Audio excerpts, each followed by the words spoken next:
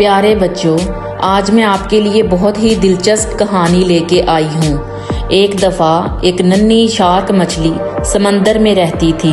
नन्ही शार्क मछली समंदर के ऊपर आने को बेताब थी, क्योंकि जब से वो पैदा हुई थी इसने समंदर के ऊपर बर्फ़ की एक मोटी तह जमी हुई देखी थी।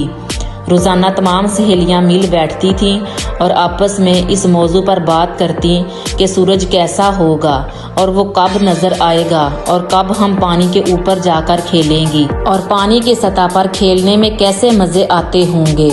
आखिर वो दिन आ गया जब बर्फ़ पिघल चुकी थी। नन्ही शार्क मछली सुबह के वक्त उठी और अपनी सहेलियों के साथ समंदर की सतह पर जाने के लिए निकलने लगी।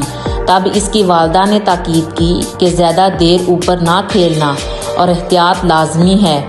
शार्क मछली ने वालदा की नसीहत सुनी अनसुनी कर दी और घर से निकल गई। शार्क मछली ने सहेलियों को इकट्ठा किया और वो इस तरह समंदर की तरफ चल पड़ी। जब वो समंदर पर पहुंची तो हसीन नज़ारे देखकर मबहूत हो गईं।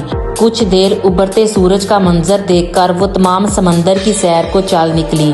पानी में ऊपर नीचे गोते लगाती और रंग बिरंगे फूलों को देखकर बहुत खुश होती।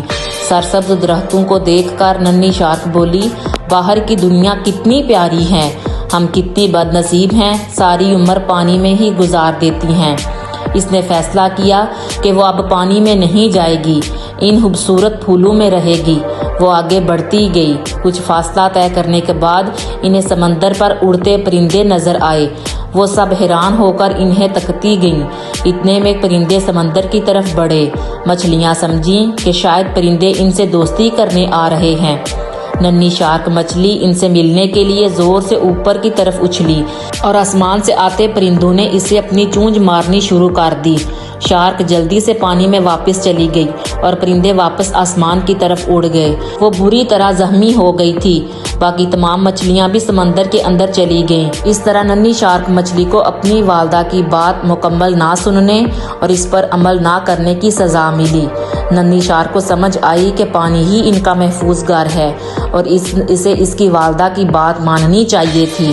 प्यारे बच्चों, इस कहानी से हमें यह सबक मिलता है कि हमें हमेशा अपने वालिदैन की नसीहत को याद रखना चाहिए और उनकी हर बात को मानना चाहिए।